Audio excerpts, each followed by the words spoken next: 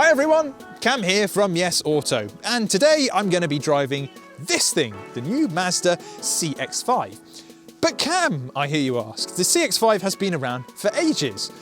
And you would be right. However, Mazda has updated it for 2021 with some new engines and fresh interior tech.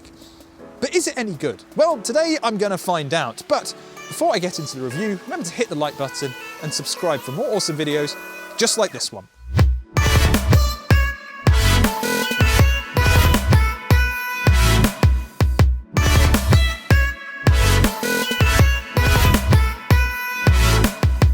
Now, it looks like Mazda hasn't actually done anything to update the CX-5 styling, but why mess with it? Because it's already a really good looking car.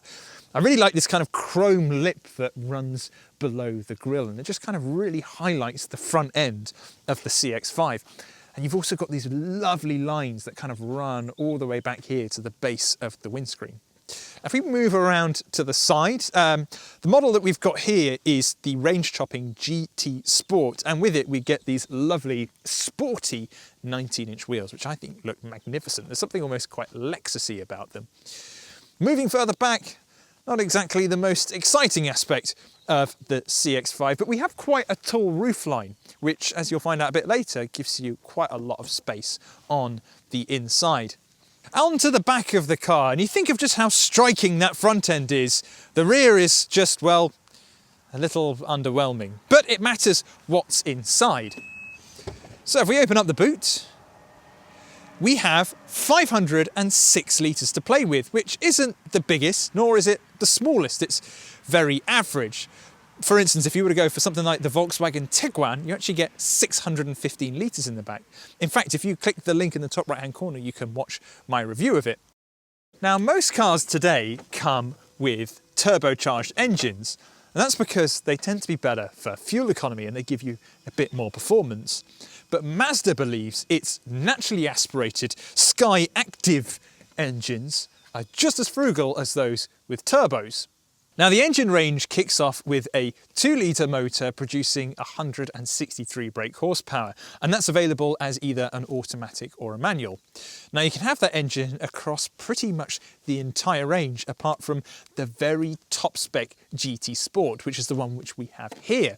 Now, this one comes with a 2.5-litre motor producing 191 brake horsepower. Now, unlike the others, it's only available with an automatic gearbox, and while most of the range is front-wheel drive, this is all-wheel drive. Now, there are two diesel options as well, one producing 148 brake horsepower and the other 181. Now, both models get automatic or manual gearboxes, but if you go for the one with 181 brake horsepower, you can have it as either a front or all-wheel drive car. No sign of any hybrids though. So, how much is a CX-5 going to set you back? Well, prices start at £27,000 for the SEL, and with that you get 17-inch alloy wheels, plus adaptive cruise control and also climate control. Now, if you pay £30,000, you can get the Sport model, and with that you get leather seats, which are heated in the front, plus a head-up display and a lovely heated steering wheel. But the range topper is the GT Sport at £32,000, and with it you get Nappa leather seats, which are a little bit nicer than the ones that we have in the Sport, plus heated seats in the rear. Now, if that all sounds a little bit steep, you could just head over to yesauto.com because we've got plenty of deals on both new and used Mazda CX-5s. So one of the new features that you can find on the CX-5 is this new 10.5-inch infotainment system. You notice I didn't say touchscreen infotainment system because no matter what I do, you can't use it as a touchscreen. It's all done through good old-fashioned buttons and rotary dials, a bit like BMWs from about 10 years ago. And there's a reason behind that. Have you seen some of my videos, particularly on VWs, of where I go to the touchscreen infotainment system and I lose it because it seems far too dangerous because everything is controlled on a touchscreen and it requires you to take your eyes off the road for a long time? Well, Mazda thinks the same way. And so what they've done is basically forced you into using buttons and dials because they think that using a touchscreen is too dangerous.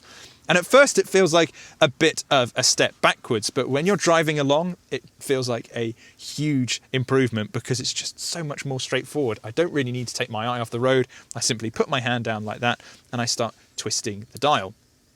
Now the system itself is a big improvement on the last one. It looks much clearer and it kind of feels a bit more premium than the old CX-5. What I will say though is that the navigation does look a little bit old-fashioned, particularly compared to most modern apps that you can use on your smartphone. But other than that, it's easy to navigate, and the important thing is you don't really need to take your eye off the road to be programming it. Unfortunately for Mazda, most people aren't really going to be using the standard infotainment software because you're probably just going to use Android Auto or Apple CarPlay, depending on which phone you've got, because if you're like me, the first thing you do when you get into a car is plug your phone in. Joining the infotainment display is a hybrid instrument cluster. So basically I've got a mix of analog and digital dials. So the RPM and also the fuel gauge are analog dials, and your speed is done on a digital screen.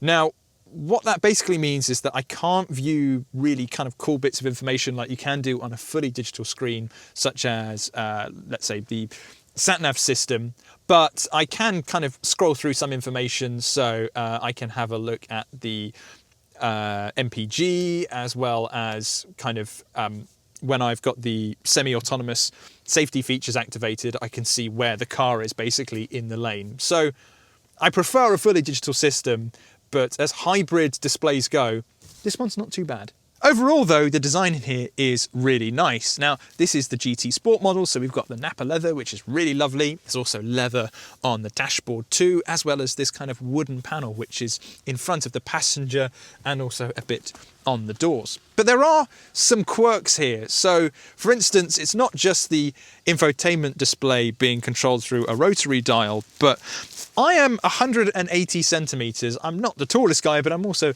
not the shortest. And the seat is in my position, but the armrest feels like it's set really far back. And so if you're a short person, you're probably not going to be able to use it at all.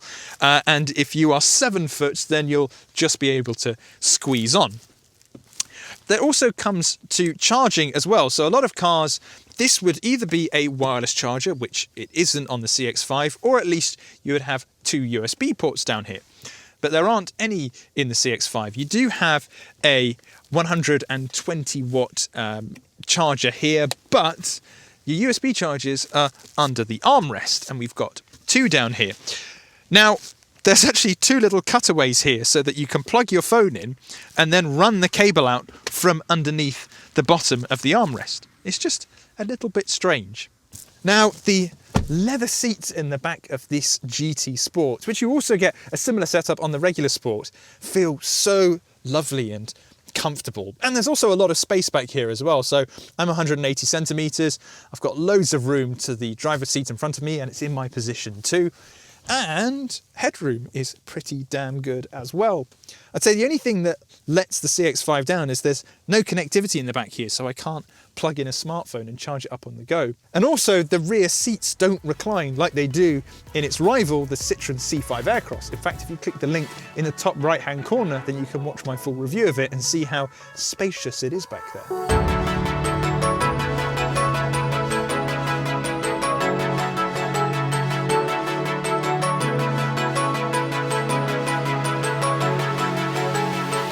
So the big update for this new and improved CX-5 is that 2.5 litre motor, bringing a very warm 191 brake horsepower and all-wheel drive.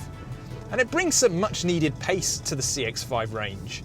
And the CX-5 is by no means a small car. It's pretty damn big and pretty damn heavy. So that extra power doesn't necessarily turn it into a proper sports SUV, or a sports utility vehicle. It just means that it's a bit easier to drive. It's a bit easier to throw around town and also twist through the winding roads of a rural B road like I'm on at the moment. Now this thing averages around 35 mpg, which is kind of what I've averaged since driving it. And that's been on a mix of rural roads like I'm on now, but also on the motorway too.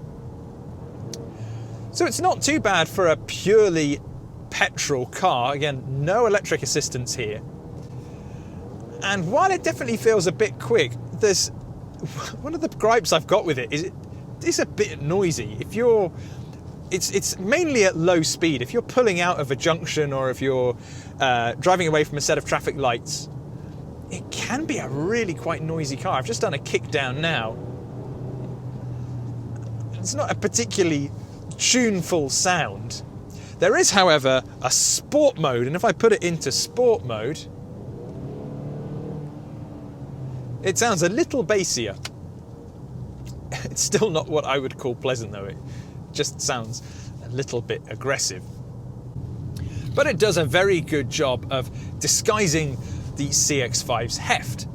And that's something that really has kind of set the CX-5 apart from its rivals, is that this is actually really good to drive. This has got a superb steering system. It makes the car feel so much smaller and more nimble than it really is. It's just lovely, and it's got such a nice weight to it.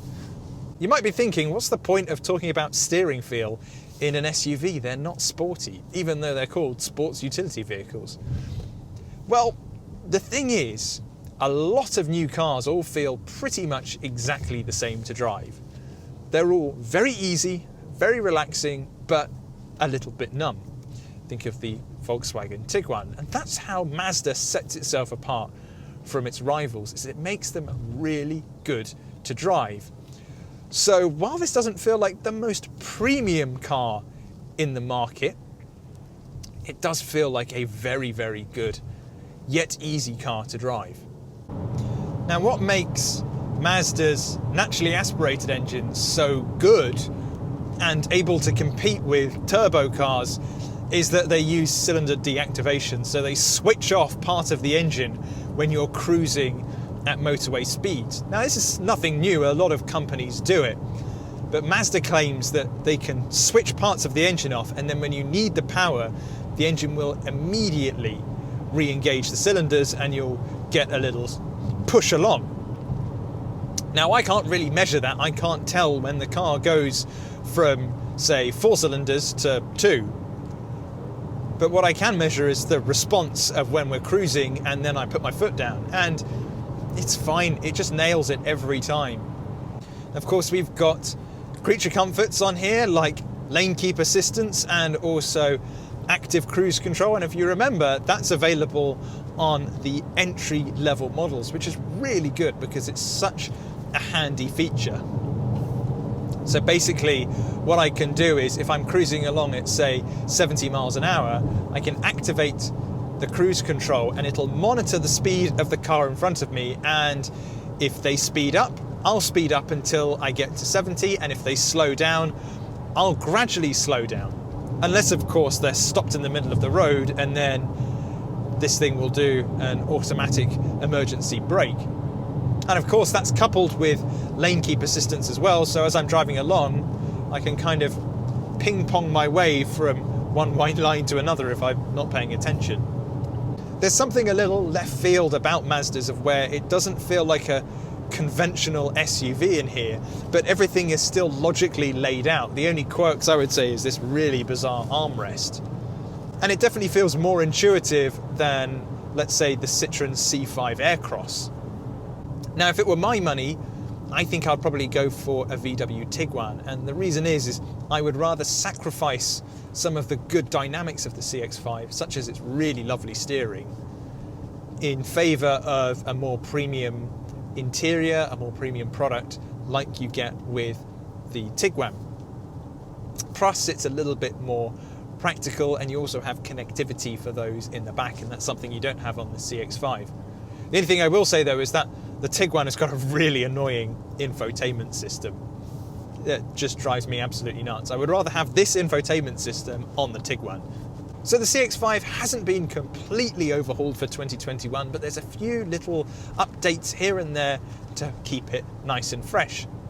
And when the base product is so good, Mazda didn't really need to go and reinvent the wheel. So if you've been looking for a CX-5, just go buy one. It's better than ever. Just go jump in. Go be the person that has the left field choice and get the driver's SUV.